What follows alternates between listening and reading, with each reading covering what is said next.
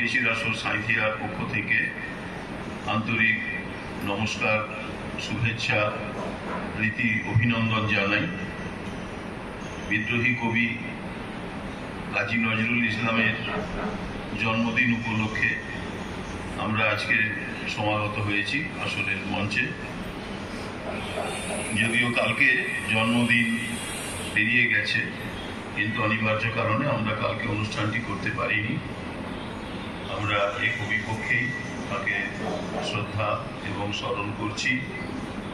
গঙ্গা জলে গঙ্গা পুজোর মতো তাঁরই রচনা সম্ভার চর্চার মাধ্যমে আমাদের নিজেদের তৃপ্তি, আনন্দ এবং তার সঙ্গে আমরা সৌভাগ্যবান যে আমাদের এই বাংলা, পশ্চিমবঙ্গ, সেই সময় অবিভক্ত বাংলা যখন নজরুল জন্মেছিলেন, তাতে যে সমস্ত মহান কবি, সাহিত্যিক, ঋষি, দার্শনিক জন্মেছিলেন, তার মধ্যে ধ্রুবতারার মতো এখনো তার প্রতিভা নিয়ে যিনি সুরের আকাশে বিরাজিত, তিনি হলেন কাজী নজরুল ইসলাম। কাজী নজরুল ইসলামের জন্ম বাংলার 11ই জ্যৈষ্ঠ 1306, ইংরেজির 1899 খ্রিস্টাব্দের 24শে মে, এবং আমাদের যে পার্শ্ববর্তী জেলা বর্ধমান, এই বর্ধমানের, এখন সেটি পশ্চিম বর্ধমানের অন্তর্গত চুরুলিয়া, এই চুরুলিয়াতে, সেটা তখন বেঙ্গল প্রেসিডেন্সি আন্ডারে ছিল, সেখানে তার জন্ম হয়েছিল।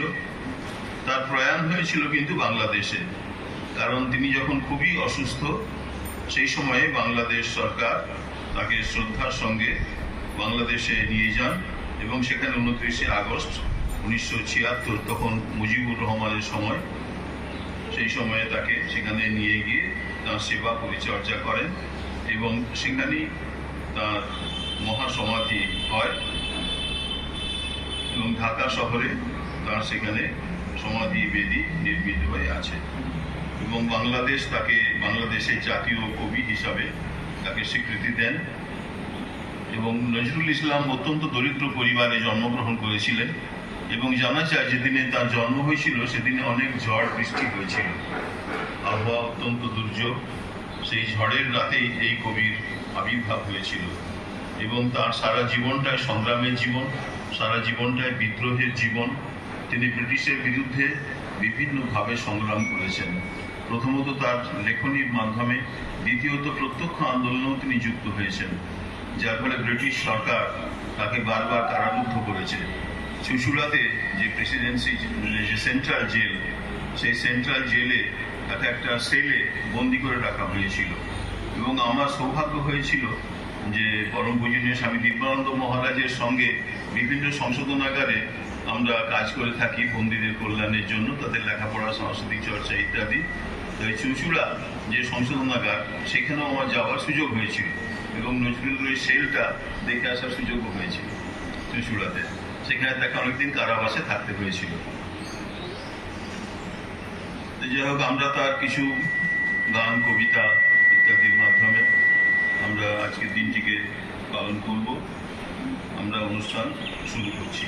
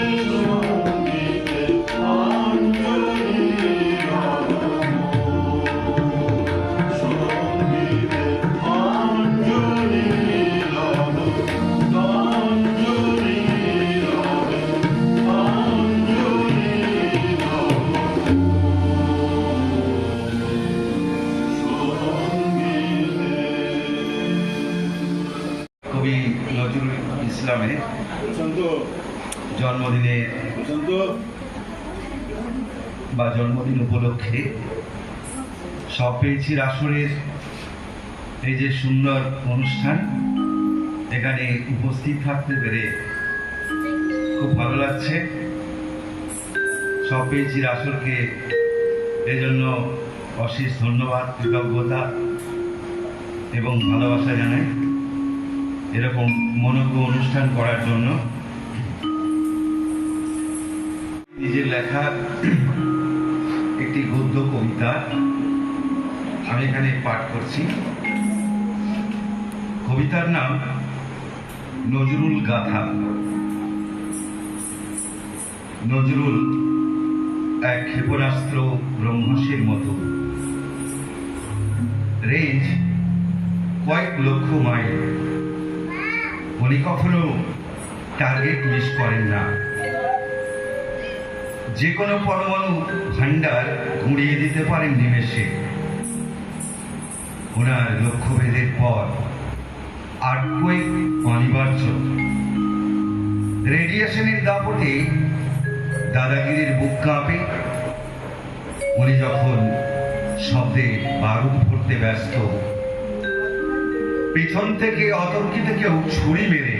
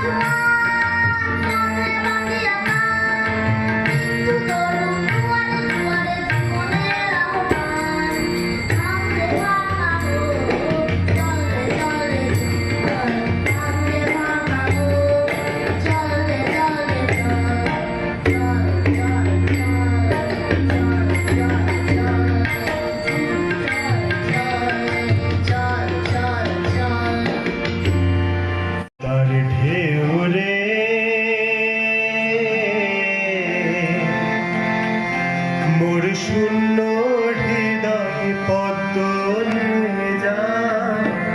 যারে পদ্মার ঢেউ রে মোর শূন্য হৃদয় পদ্ম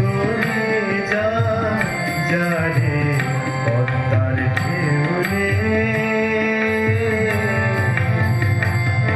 এই পদ্মে ছিল রে যার রাঙা পা, এই পদ্মে ছিল রে যার রাঙা পা, আমি হারাইছি তার রে পদ্মার ঢেউ রে মোর শূন্য হৃদয় পদ্ম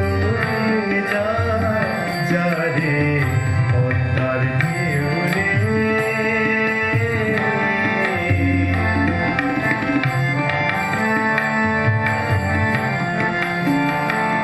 মোর পরানো